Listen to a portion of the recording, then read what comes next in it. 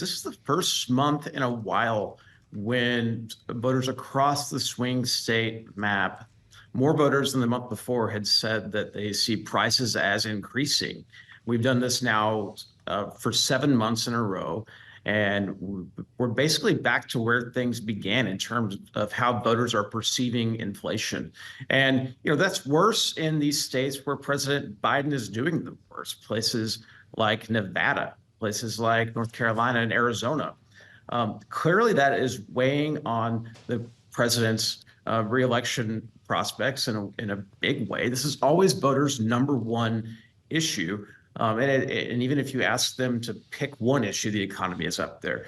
This is going to be a problem the Biden campaign is going to have to deal with. They're going to, we've seen some of the Democratic strategists argue this, that Biden needs to stop trying to sell Bidenomics and meet voters where they are and acknowledge the price is increasing. This is obviously a problem for him, and until he addresses it, it's probably not going to go away. So much of this has to do, Eli, with expectations. Fewer than 1 in 5 say they think inflation will come down by the end of the year. Only 23% think the unemployment rate will improve. Does this indicate that there's a potential for massive upside for Joe Biden when expectations are so low? I mean, that's kind of the Joe Biden campaign trick, right? Is let people think things are going to be really bad and then outperform it. He did that with the State of the Union. People didn't think he could get through a speech that late at night, and he crushed it in their minds, right? Yes, I think that is possible. Yeah, voters aren't afraid of losing their jobs. I mean, we've asked that every month. That's not a big concern. Obviously, it's this prices problem that he's dealing with. The one upside here that we've noticed this month in a bigger way than we had in previous months is the economy as a top issue has declined a bit. Other issues have taken precedence. Now, one of those is kind of bad for the president. That's immigration. This is an issue that Republicans have always had an advantage on and are very, very good at weaponizing against Democrats. The other one is abortion. And we saw in this wave of surveys, an increase among the voters who say their number one issue is abortion. That seems like it might be a bit of an out for President Biden, especially in Arizona, by the way, one of the places where he's doing the worst. The economy is almost tied with immigration, but abortion doubled since we started doing this. And a lot of that movement happened after that state's Supreme Court put in that Civil War era law that banned most abortions in the state. So that's a long way of saying the economy is something that people are dealing with. It's a big concern, and it makes them unhappy with what they're seeing in Washington. But as this campaign unfolds over the next several months, there's going to be moments in places like Arizona and other places where other issues take prominence. The question for President Biden is going to be, when is that? Is it at a beneficial moment toward the end of the campaign, or is it at moments like this when voters might get used to what they're seeing?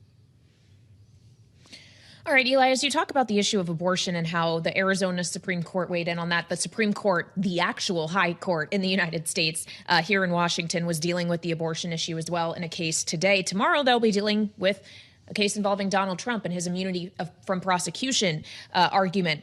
When we think about Trump and how his legal battles factor into voter opinion in the swing states, I know we've asked this question before in our polling, didn't this time around, but how should we be thinking about, as we see him in court in New York, where he'll be back tomorrow, as we see the Supreme Court taking up these questions, as we deal with the possibility that he could very well end up a convicted felon in the next month or two? How is that likely to change what we're seeing in the polling?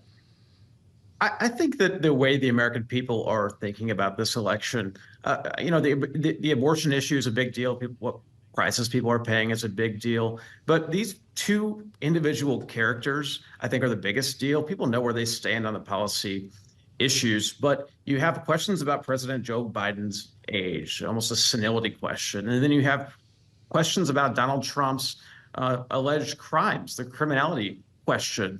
The earlier pieces of this for the former president were not breaking through in a massive way when they were coming down, especially some of the federal cases that are coming.